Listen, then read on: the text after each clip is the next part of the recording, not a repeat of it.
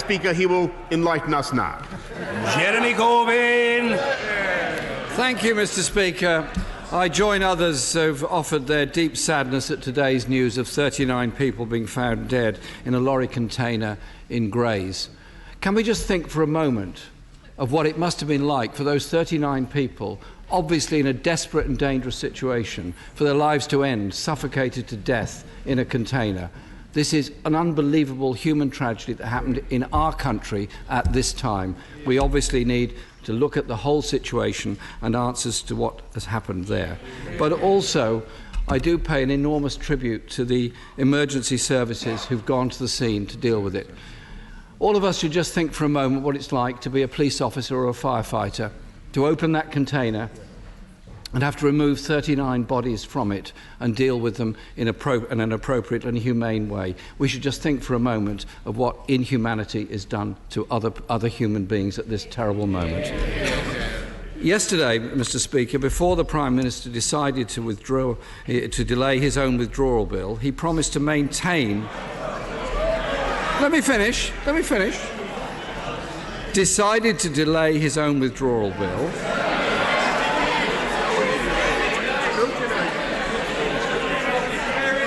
If you care to look at Hansard, you'll see what it says. He promised to maintain environmental, consumer and workers' rights. Why then did the Prime Minister have these commitments removed from the legally binding withdrawal agreement? Mr. Speaker, I don't think we could have been clearer yesterday in our commitment to have the highest possible standards for workers' rights, for environmental standards, and indeed, I think one of the things that brought the House together was the knowledge that as we go forward and build our future partnership with the EU, it will always be open to members on all sides of the House to work together to ensure that whatever the EU comes up with, we can match and pass into the law of this country. And that, I think, commanded a lot of support and a lot of assent across the House. And I must say I find it peculiar that he now wants this bill back, because he voted against it last night, and he whipped his entire Labour Party against it. And I think it was a remarkable thing that the House successfully defied his urgings and approved that deal. What I think we would like to hear from him now is his commitment to getting Brexit done. That is what the public want to hear, and I'm afraid, Mr. Speaker, they are worried.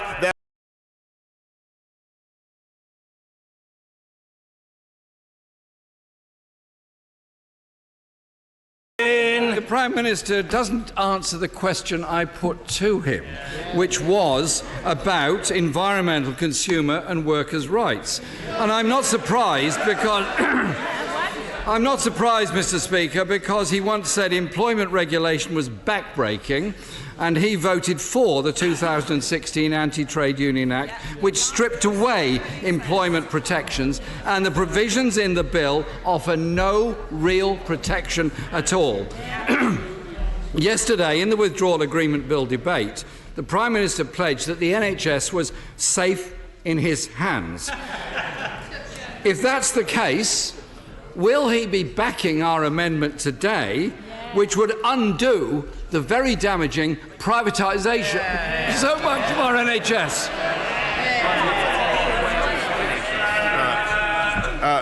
Mr. Speaker, I think I must say he's showing complete ignoratio elenchi, as you'd say, complete failure to study what we actually passed last night in that historic agreement. It is very, very clear that it is open to this House to do better where it chooses on animal welfare standards or on social protection, as indeed this country very often does.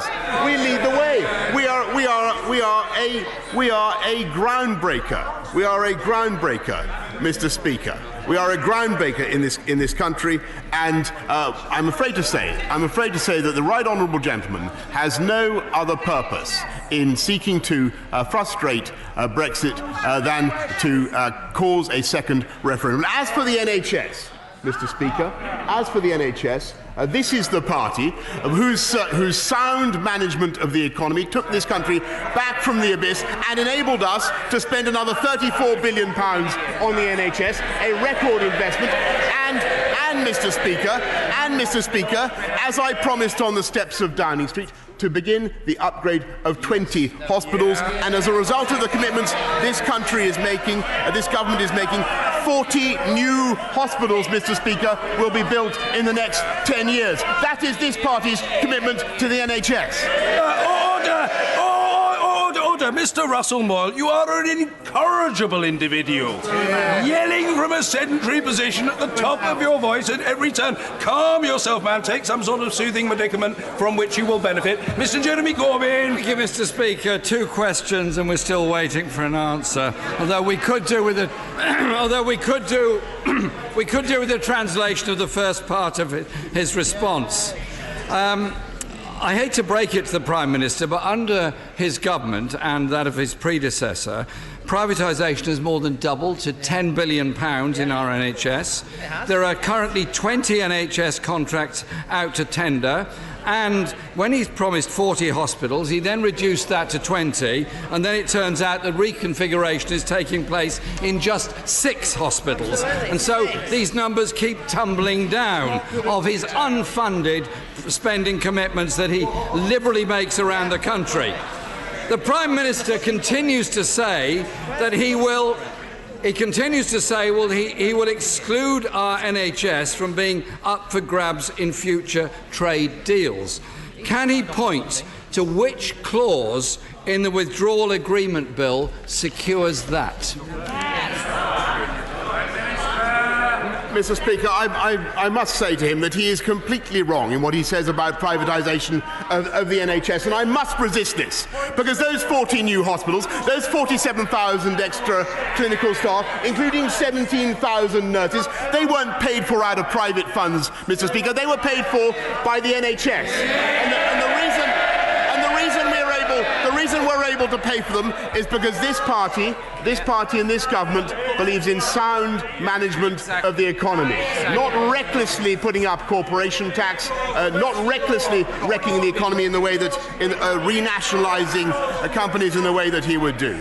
And he asks about the NHS in any future free trade deal, and I understand his visceral dislike of America and his visceral dislike, and I understand his visceral dislike of free trade.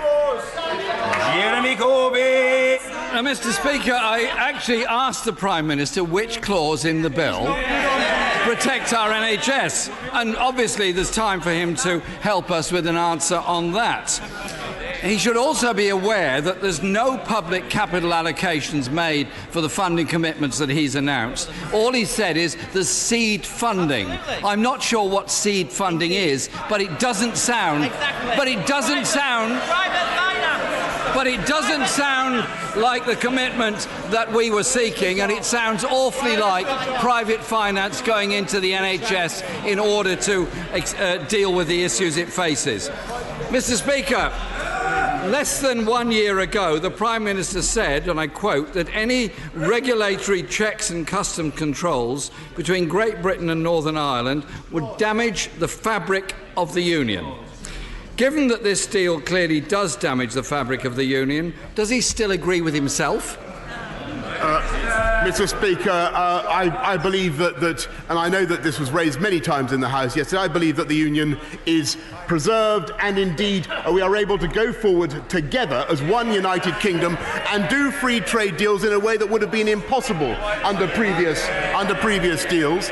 This is a great advance for the whole of the UK, and we intend to develop that together with our friends in Northern Ireland. But I must say to the right honourable gentleman, and indeed his colleagues on the front bench, that I think it's a bit rich, Mr. Speaker, to hear from him about his sentimental attachment to the fabric of the union between Great Britain and Northern Ireland, when he has spent most of his political lifetime supporting the IRA and those who would destroy it by violence. Mr. Speaker, Mr. Speaker, the Prime Minister has a habit of not answering any questions that's put to him.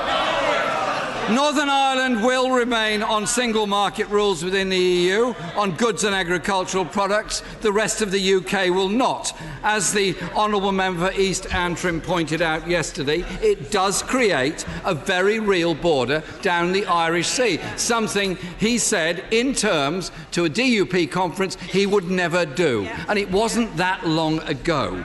It may be when he was trying to become the Tory party leader that he said that. The Prime Minister told the House on Saturday there would be no checks on goods moving between Northern Ireland and Great Britain. Yet yesterday, the Brexit Secretary confirmed to the Lords European Union Committee that Northern Irish businesses sending goods to Britain would have to complete export declaration forms. Is the Prime Minister right on this, or is the Brexit Secretary right on this? They can't both be right.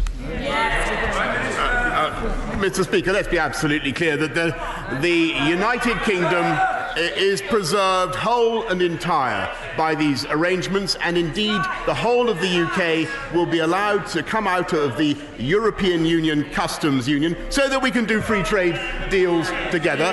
There will be no checks between Northern Ireland and GB, and there will be no tariffs. There will be no tariffs between Northern Ireland and there will be no tariffs between Northern Ireland and GB because we have protected the customs union. And I may say, Mr. Speaker, this lachrymose defence of the union, as I say, comes a little ill from somebody who not only campaigned to break up the union between Great Britain and Northern Ireland by his support of the IRA, but who also, Mr. Speaker, wants to spend the whole of the next year in a referendum not just on the EU, but another referendum on Scotland, Mr. Speaker.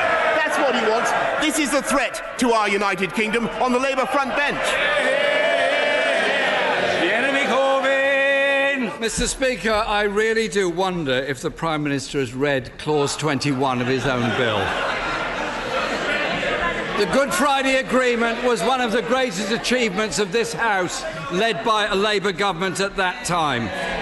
Mr. Speaker, the Prime Minister unlawfully prorogued Parliament. He said he would refuse to comply with the law. He threw Northern Ireland under a bus. He ripped up protections for workers' rights and environmental standards, lost every vote along the way, and tried to prevent genuine democratic scrutiny and debate. He once said the whole withdrawal bill, as signed by the previous Prime Minister, is a terrible treaty. And yet this deal is even worse than that. Even if he's not that familiar with it, does the Prime Minister accept that Parliament should have the necessary time to improve on this worse than terrible treaty? Mr. Speaker, it is this government and this party that delivers on the mandate of the people. And I listened carefully to what the right honourable gentleman just said, but he said it before, Mr. Speaker. They said that we couldn't open the withdrawal agreement, and we did. They said we couldn't get rid of the backstop, and we did. They said we couldn't get a new deal, Mr. Speaker, and we did. And then they said that we'd never get it through Parliament, and they did their utmost, didn't they? They did their utmost to stop it going through Parliament. And we got it through Parliament last night, Mr. Speaker. And this is the party and this is the government. This is the party and this is the government that delivers on its promises. We said we would put 20,000 more police officers on the streets of this country, and we are. We said we'd upgrade 20 hospitals, and we are. We said we'd uplift education funding around the whole country, and even more than that, Mr. Speaker, we are increasing the minimum wage, increasing the living wage by the biggest amount since its inception. This is the party, Mr. Speaker, that delivers on Brexit and delivers on the priorities of the British people. Order. There will be more of that, colleagues can be entirely assured. Closed question, Martin Vickers. Number 6, Mr. Speaker. Well done.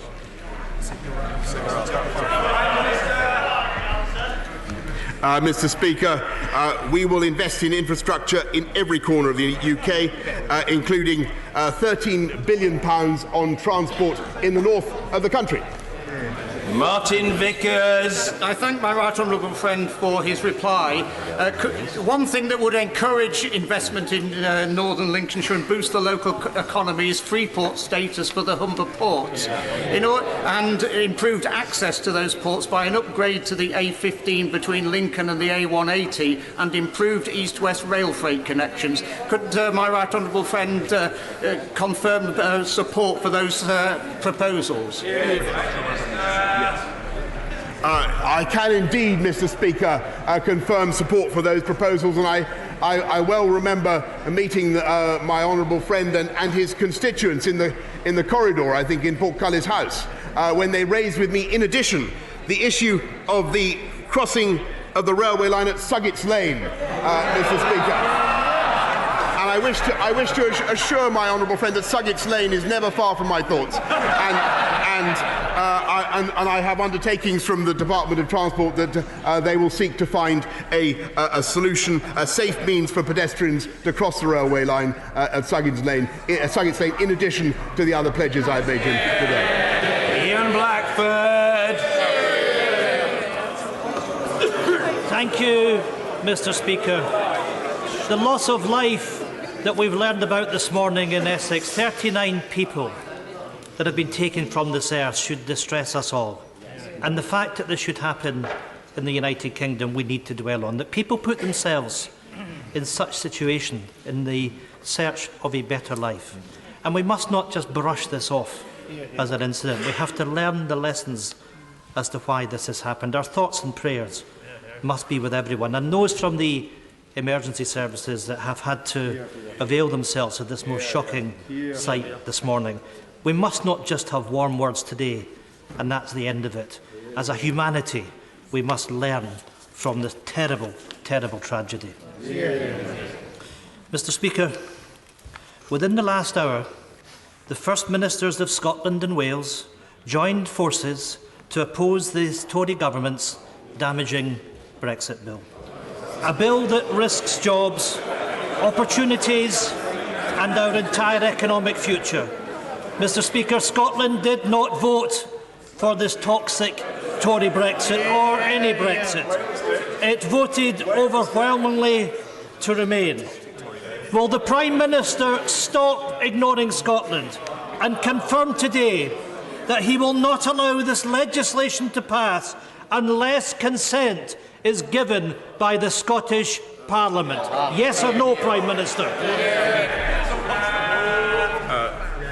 Mr. Speaker, I note very carefully what the Right Honourable Gentleman had to say, but as he knows, the Scottish Parliament has no role in approving this deal. On the contrary, it is up to the people of this, up to the members of this Parliament to approve the deal. I'm delighted to say that they did. It didn't proceed, I think, with the support of many Scottish nationalist MPs, or any of them. But if he really still disagrees with this deal and he disagrees about the way forward, then can I propose to him that he has a word with other opposition parties and he joins our support for a general election to settle the matter. Ian Blackford. Well, there we have it, Mr. Speaker. The legislative consent that the Scottish Parliament has asked is meaningless in the Prime Minister's eyes. So much for the Respect agenda, so much for the message in 2014 that we were to lead the United Kingdom, that this was a union of equals, torn asunder by the disrespect of this Prime Minister. Mr. Speaker, well, they don't like the truth, but the people of Scotland have heard it from the Prime Minister today. Our Parliament doesn't matter. That's what this Prime Minister thinks of our government in Scotland. Mr. Speaker, last night the Prime Minister was yet again defeated by this House. The Prime Minister said he would pull his bill. He hasn't. He wants Scotland to trust him, but how can we? Fired twice for lying. Found unlawful by the courts. The Prime Minister has sold Scotland out time and time again. Parliament, Scotland, cannot trust this Prime Minister. If the Prime Minister so desperately wants an election, Europe is willing and waiting. What's stopping him? He must now secure a meaningful extension and bring on a general election. Let the Scottish people decide our future in Scotland. Well, Mr. Speaker, what an exciting development. Perhaps he might pass some of his courage down the line. But on the point that he raises, Mr. Speaker, about our commitment to the Union, he should know that thanks to Scotland's membership of the Union, Scotland this year receives the biggest ever block grant, 1.2 billion, 200 million more secured for Scottish farming, thanks to the hard work of Scottish Conservative MPs, Mr. Speaker. And who is letting down Scotland? It is the SNP with their lackadaisical government, the highest taxes anywhere in the UK, declining educational standards, inadequate healthcare, and a European policy, a policy that would take the Scotland back into the EU and hand back control of Scotland's fish to Brussels. If that's their manifesto, Mr. Speaker, then I look forward to contesting it with them at the polls. Sir David Amis. When my right honourable friend was seeking to become leader of the Conservative Party, I was possibly the only one of our colleagues who asked him for anything in return for their support. I'm being charitable. I asked him for three things. One, that he would get Brexit done. Two, that he would make me a duke because my wife fancies becoming a duchess. And finally, something that the leader of the opposition certainly agrees with me, that Southend becomes a city. When will these things happen? Well, Mr. Speaker, I'm very grateful to my right honourable friend, and grateful to him, by the way, for his support, I may say. But I can say to him that our policy remains unchanged, that we should leave the EU on October the 31st, at the end of this month. We will leave the EU on October the 31st. If we can make that, if our honourable members opposite will comply, and that is what I will say to the EU, and I will report back to the House in due course. On my honourable friend's other two requests of a dukedom, a duchess and a city, can I undertake, Mr. Speaker, through your order, to report back to the House on the progress that we're making. Mr. Barry Shearman.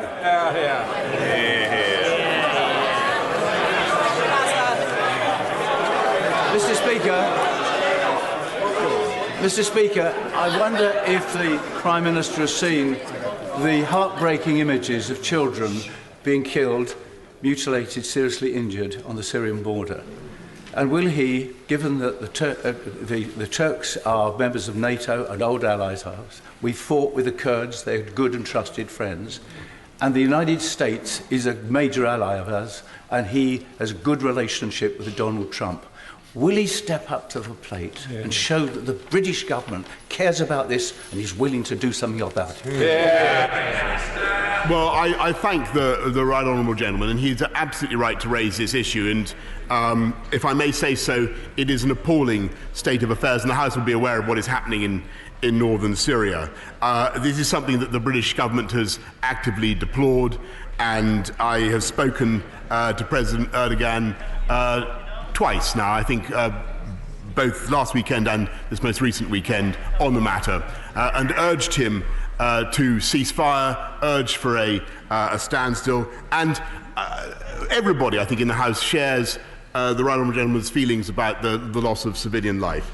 It is particularly unsettling to see some of our close allies at variance in this matter. So the UK is working very closely now, as he would expect, with our French and German friends, to try to bring an understanding to President Erdogan of the risks that we think this policy is running, and of course to persuade our American friends that we cannot simply turn a blind eye to what is happening in Syria. And he is entirely correct in what he said.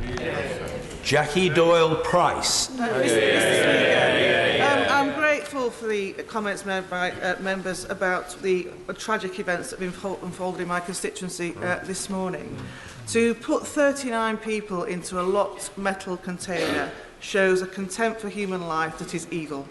And the best thing we can do in memory of those victims is to find the perpetrators and bring them to justice. But would my right honourable friend join me in paying tribute to all those who attended the scene this morning that showed incredible leadership and professionalism? And let's remember, the scenes they witnessed will stay with them forever.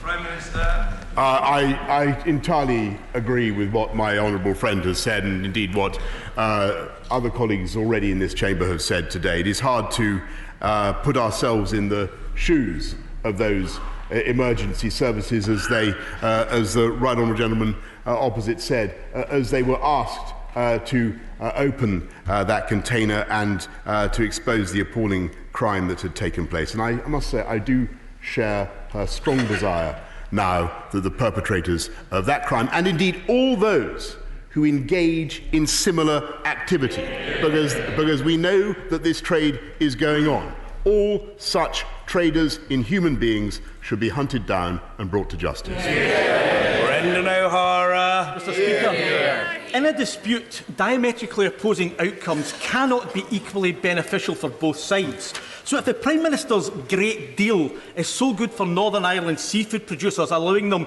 access to the single market and the customs union, how would he describe his deal for the shellfish producers of my Argyll and Bute constituency, who fish in the same waters for exactly the same catch, but do not have access to the single market and the customs union? One has a great deal. What does the other one have? Mr. Speaker, that I can tell that the honourable gentleman that, of course, the fishing communities of Scotland have a fantastic opportunity by the end of next year to take back control of their entire coastal waters, all 200 miles of them, and to manage their fisheries in the interests of Scotland, and thereby to drive, if I may say so, an even better deal for even better access to European markets. And that is an opportunity that will be wantonly thrown away, Mr. Speaker, by the abject, servile policy of the SNP, who would hand back control of Scottish fishing to Brussels. Mr. Kenneth Clark. Mr. Speaker, yesterday my right honourable friend achieved the first landmark of his premiership by getting this House to vote by a comfortable majority in favour of Brexit. If he now proceeds in the reasonable and statesmanlike way I would hope for, then he can go on in a month or two's time to actually deliver Brexit before having a general election on the sensible basis of a mandate for a government on the fuller negotiations that will follow. So will my right honourable friend firstly get over his disappointment and accept that October the 31st is now Halloween, it is devoid of any symbolic or political content and will fade away into historical memory very rapidly. So will he, having reflected, let us know that he's about to table a reasonable timetable motion so that this House can complete the task of finalising the details of the withdrawal bill so we can move on a basis which might begin to reunite the nation once again for the future. Well, Mr. Speaker, my right honourable friend makes a very reasonable case. Alas, we cannot now know what the EU will do in response to the request from Parliament. I stress it wasn't my request, but a request from Parliament to ask for a delay. We are awaiting, Mr. Speaker, their reaction to Parliament's request for a delay. I think myself, I must respectfully disagree with my right honourable friend, perhaps not for the first time. I think it would still be very much in the best interest of this country and of democracy to get Brexit done by October the 31st. I will wait to see what our EU friends and partners say in response both to the request for a delay from Parliament, and also to the insistence by Parliament that they want a delay. I don't think the people of this country want a delay. I don't want a delay. I intend to press on, but I'm afraid we now have to see what our EU friends will decide on our behalf, and that is the result of the decision that he took last night. Jonathan Reynolds. Thank you, Mr. Speaker. The National Farmers Union reported this week that 16 million apples have rotted away because the immigrant workers that normally pick those for the country have chosen not to come. Now, immigration was clearly a big part of the EU referendum, and the Prime Minister has promised a points-based system, but that isn't going to allow for people coming here to pick fruit. So what does the Prime Minister intend to do to stop the scandal of British food rotting away in the fields?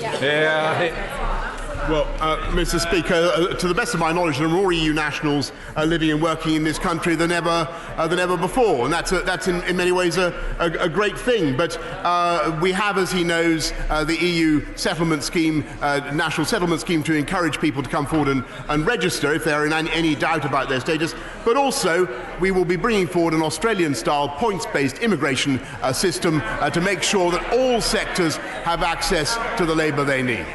Penny Mordaunt. Speaker, can I congratulate the Prime Minister on achieving so many things that the establishment said were impossible? In light of that, could I ask him to instruct the Cabinet Office to examine how we can bring an end to male primogeniture and the ridiculous rules in the honours system which value women less than men, hopefully before he makes good on his undertakings to my honourable friend, the member for Southend-on-Sea? Mr. Speaker, speaking as the oldest son who's never seen any particular benefits from that, I understand completely what she says. I will reflect on her request, and I think she speaks for many people around the country in wishing to see fairness and equality in the way we do these things. Ronnie Cowan. Thank you, Mr. Speaker. There are families across the United Kingdom that have children suffering from epilepsy. Many have found that medical cannabis is a great help, but they've been driven to either act unlawfully or paid huge sums of money to gain access to medical cannabis. The Secretary of State for Health stated on the 19th of March that in several months' time it will be made available. Endor Payne wrote to the Prime Minister on the 19th of September and is still to receive an answer. When will the Prime Minister take the necessary actions required to ensure those children can access medical cannabis legally and at no cost? Well, Mr. Speaker, I understand the desperate difficulties that people who require the medical use of cannabis are going through, and of course it is, I think, right that we have changed the way we do things. The Chief Medical Officer and NHS England have made it clear that cannabis-based products can be prescribed for medicinal use. I think it must be up to doctors to decide when it is in the best interest of their patients to do so. But can I invite him, since I can tell that my answer is not satisfying, can I invite him I will take it up personally with him and also with the Secretary of State for Health so that he gets the satisfaction that he needs, and more importantly that his constituent gets the reassurance that they need. Sir Alan Duncan. Mr. Speaker, when a high-profile person has been wrongly accused of a sexual crime and has had his livelihood and reputation destroyed, following which the police, it seems, would rather fight him in court than compensate him, might the Prime Minister consider making it clear to the police that it's their duty to address injustice rather than create and perpetuate it, and that they should pay compensation rather than waste taxpayers' money on malicious litigation designed to avoid doing so? Yes, Mr. Speaker, I completely agree with that. There is obviously a very difficult balance to be struck, because clearly we do not wish in any way to discourage the police from investigating and prosecuting offences wherever they may be, no matter how high the people in office may be. But nonetheless, where they do get it wrong, and where they have manifestly got it wrong, then there should be a duty upon the police, not just to apologise, but also to make amends. Jim Cunningham. Thank you very much, Mr. Speaker. When is the Prime Minister going to sort out the difference between the BBC and the government in relation to his manifesto commitment in the last general election to implement free television licences for the over 75? When is something going to be done about it? Mr. Speaker, it is up to the BBC has the funds, as the honourable gentleman knows full well. It is there, and they should be funding those free TV licences. And we continue to make that argument very vigorously with the BBC. And believe me, he asked me to put the screws on the BBC. We certainly will. Lucy Allen. Mr. Speaker, Telford needs its A&E and its Women and Children's Centre. It's a town that will have a population of 200,000 people within the next 10 years. A new town, a former mining town, with pockets of deprivation and poor health outcomes. And while funding is being pumped into the affluent county town of Shrewsbury, some 20 miles away, Telford is losing vital services. Will my right honourable friend reverse the decision of the Health Secretary to approve this plan, and will he urge him to listen to the needs and concerns of my constituents and the representatives of the local area? Mr. Speaker, my honourable friend is a battler for the people of Telford, as I've seen myself, and she does a great deal of good work for them. I can tell her that as a first step, my honourable friend, the Health Secretary, has called on the A&E at the Princess Royal Hospital to stay open as an A&E local, but has asked for the NHS to come forward with further proposals for better healthcare in Telford. But I will certainly be taking up her further points with him. Elmore. Thank you, Mr. Speaker. The elderly and the vulnerable are more at risk from scamming than ever before, and Age UK has highlighted just this week that when the government's decision to scrap free TV licences for the over 75s will now put them at further risk of scamming, because they're now expecting fraudsters to go door to door collecting the licence fee once the government's decision has been implemented. Can the Prime Minister please prioritise the economic crime that scamming is, give the police the funding they need to investigate and prosecute these crimes, and reverse his decision to scrap the TV licences for over 75s?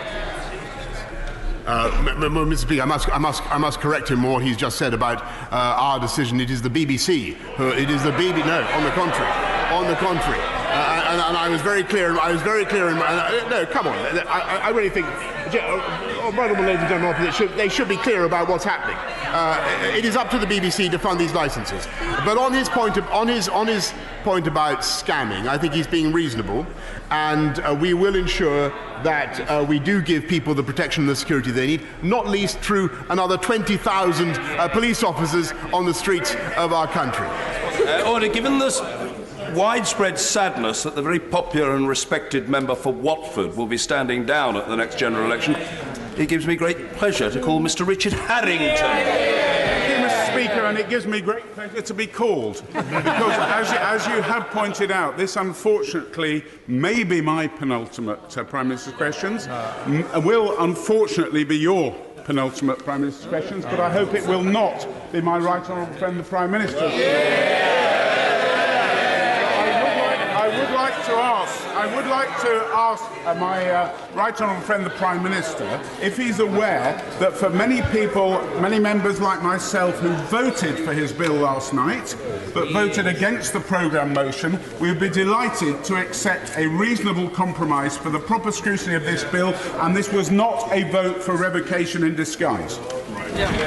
Well, Mr. Speaker, I can I just thank my right honourable friend for his support, and I thought he was going to ask about the hospital in Watford, Mr. Speaker, which I'm delighted to say is going to be rebuilt along with many others across the country. And I congratulated him as a Conservative member then, and delighted that he's on all the work he's done for Watford on the bill. Mr. Speaker. I'm delighted that the House voted in favour of the bill. Unfortunately, as I say, they willed the end but not the means. The House of Commons has alas voted to delay Brexit again. We now must see what the EU says about that request for a delay, and I'll be studying their answer very closely to see how we proceed, Mr. Speaker. From West. Thank you, Mr. Speaker. Last Saturday, the Haringey Football Club players experienced racist slurs, were spat upon, and experienced the most disgusting behaviour during a grassroots football match. Will the Prime Minister congratulate the manager, Tom Lloyd-Zoo, for taking the players off, which is a very courageous decision? And can he explain to the House why bigotry has currently been emboldened under the current government?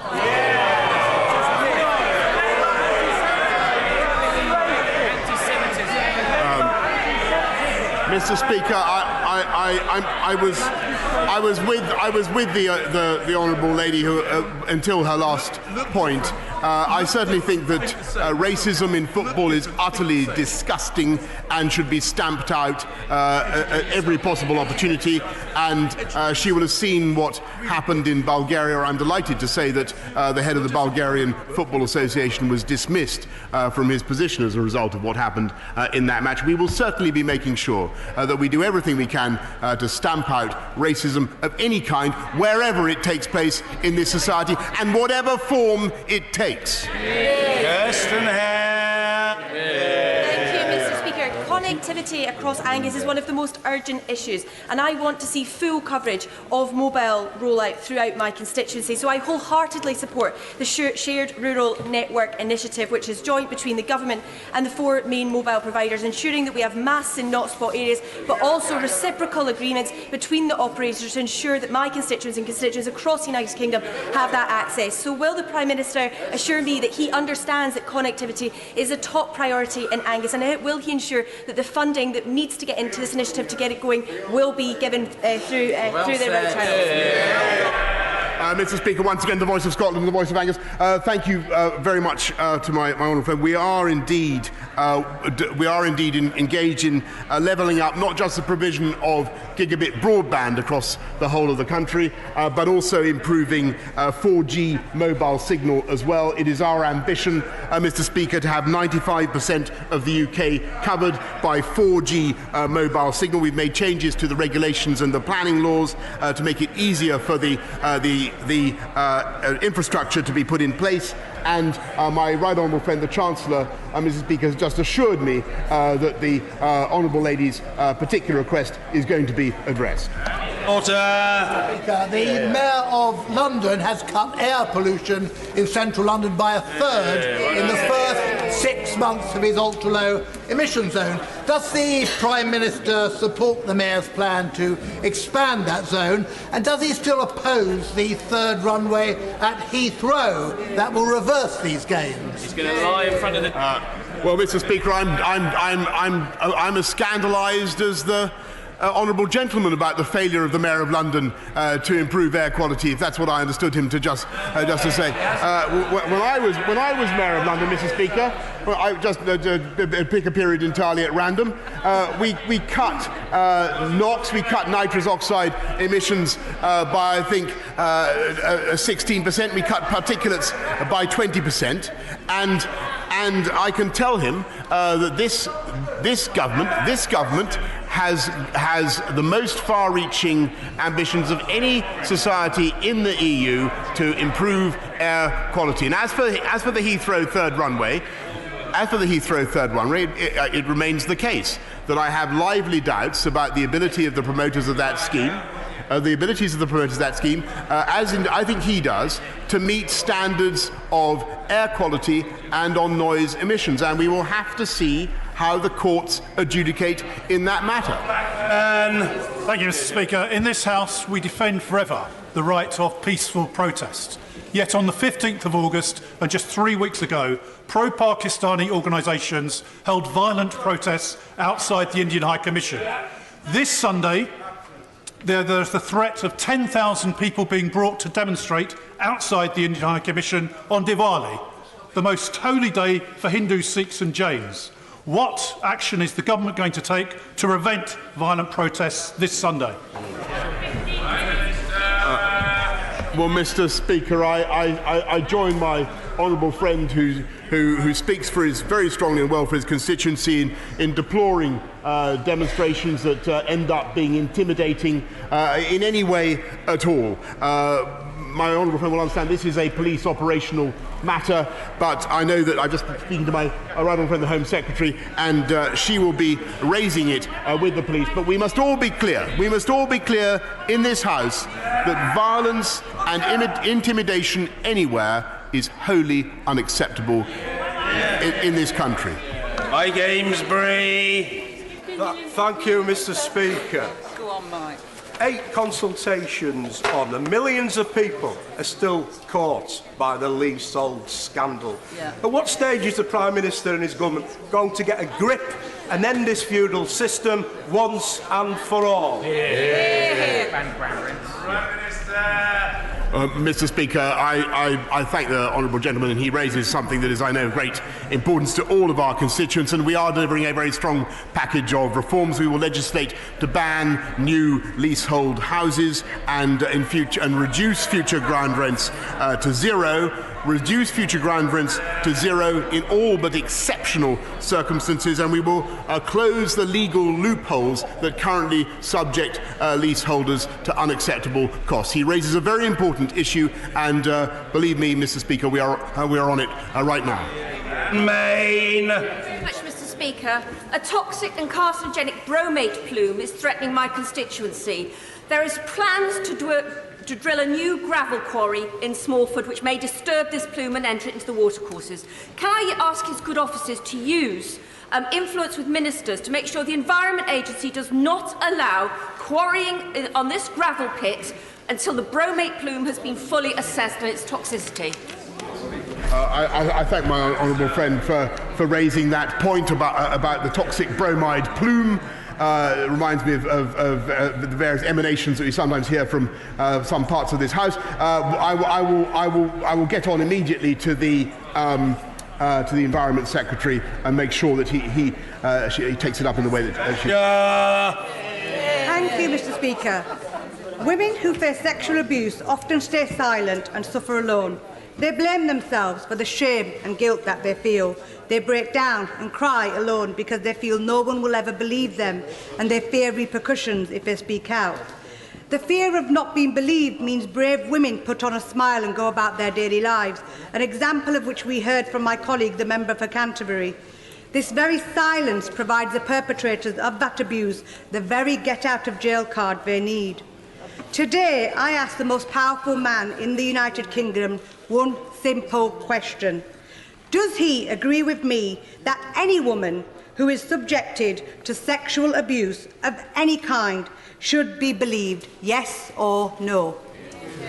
Mr. Speaker, I think she raises, if I may say, an absolutely crucial issue that I think many people in this country feel is not being sufficiently addressed, and that is one of the reasons why we've expanded the provision of independent domestic violence advisors, independent sexual abuse advisors, because I do think that every woman in this country who is a victim or a potential victim of domestic violence or sexual abuse should feel that she has the certainty of knowing that there is somewhere she can go, someone she can turn to for reassurance and support. It is absolutely vital as a society that we do that. And I would say also that I do not believe that as a country we are doing enough to bring rapists to justice. I think the level of successful prosecutions for the crime of rape is frankly inadequate. And I wish to raise that with the criminal justice system because I've looked at the numbers. They are not going in the right direction. Women must have the confidence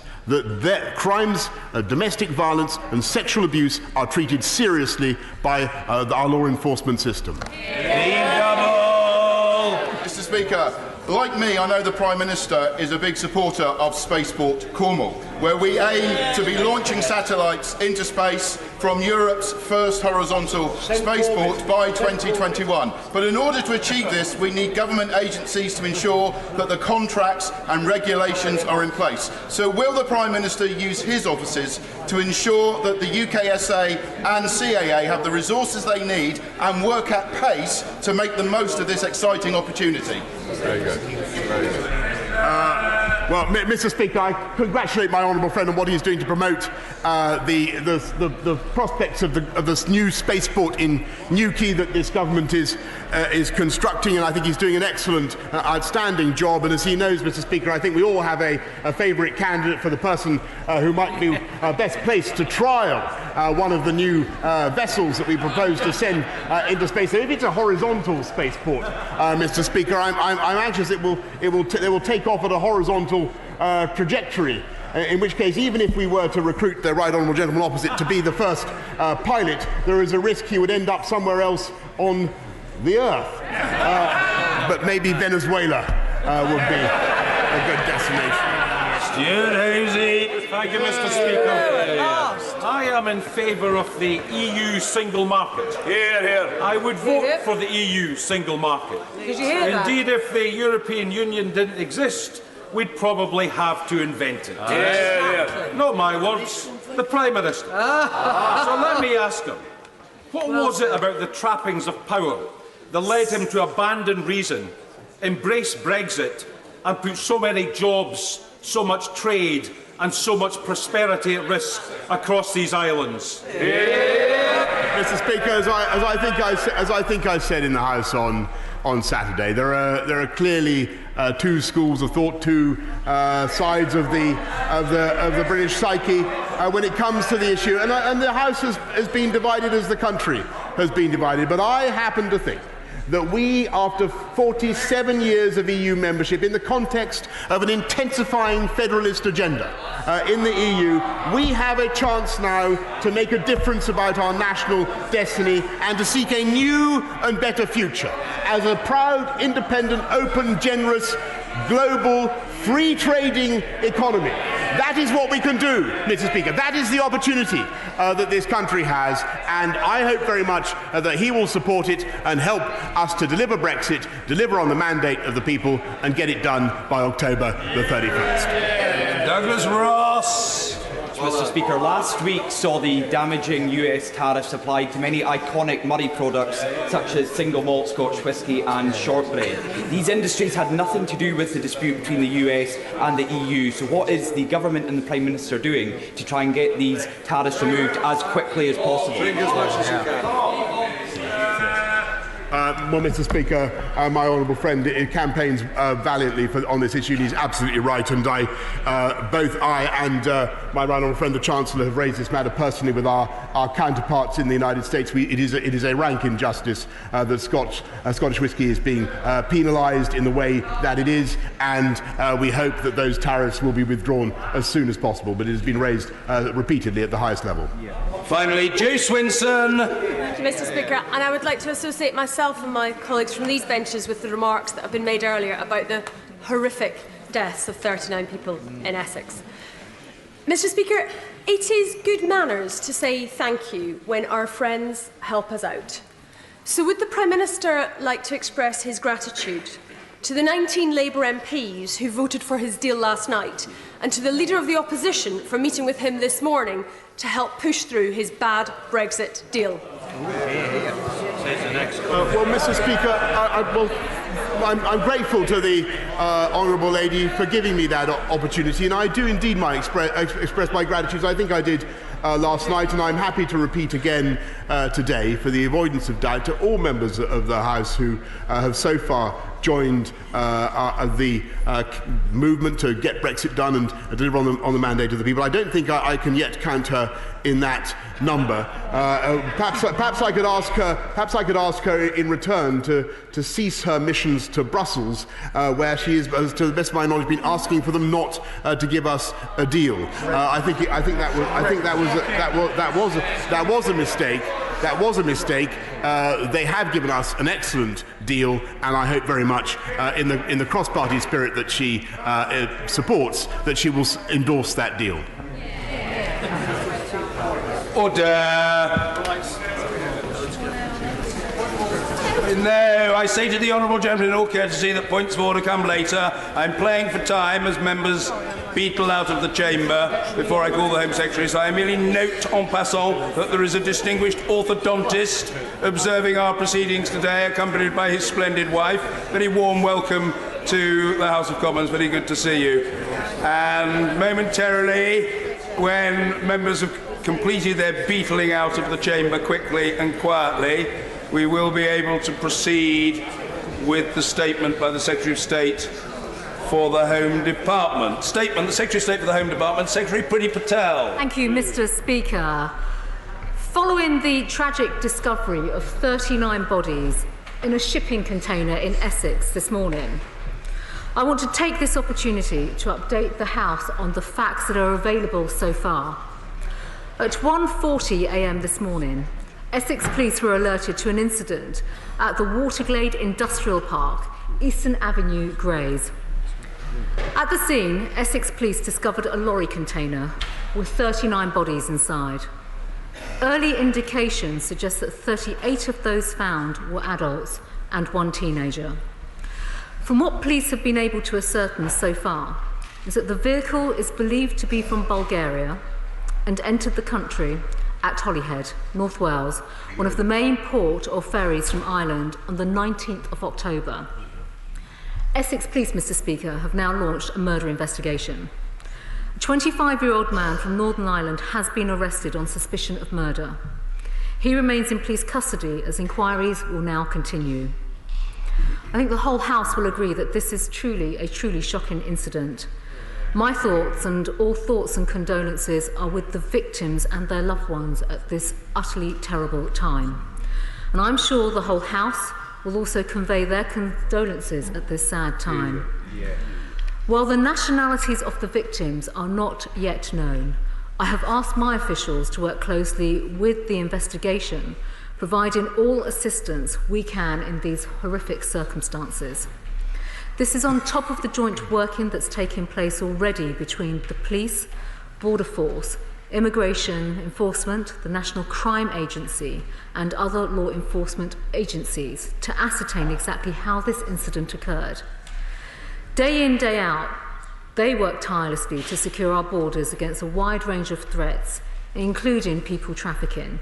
And we will continue to work with international partners to keep people safe.